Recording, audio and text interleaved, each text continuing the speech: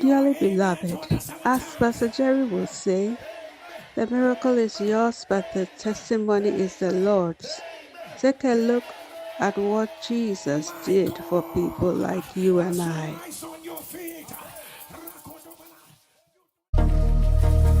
What God cannot do does not exist. What Jehovah Eroi cannot do does not exist.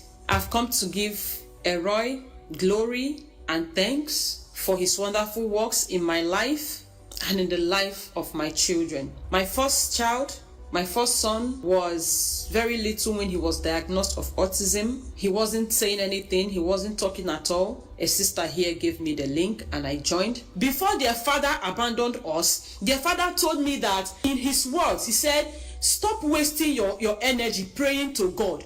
God will not answer you.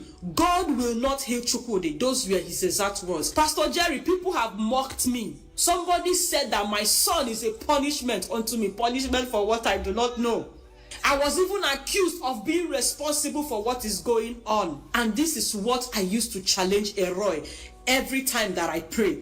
And that 2021, after I prayed for some time, my son was able to start talking. At least he could say something, even though it wasn't clear, but he could open his mouth to talk. Then he was able to read 1, 2, 3, ABCD, say a lot of things actually, but he was speaking, but he wasn't really understanding. As time went on, I continued to pray. Now, my son is not just able to call me mama or recognize that I am his mother. He's able to communicate with his siblings.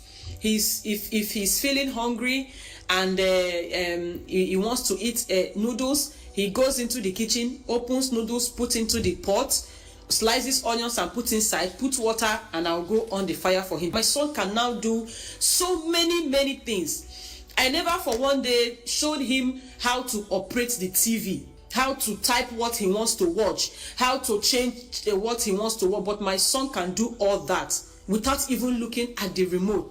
The first time I showed him what God cannot do does not exist, I just showed him, I wanted to read it out to him.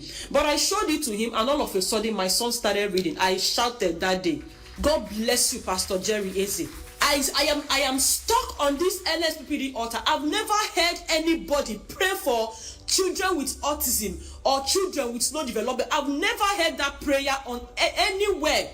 NSPPD is the first place I've heard a pastor pray for children like that. NSPPD is the first place I've seen a pastor cry for children, cry for people to be okay. And I'm stuck on NSPPD. God bless you, Pastor Jerry Uchechukwu Eze.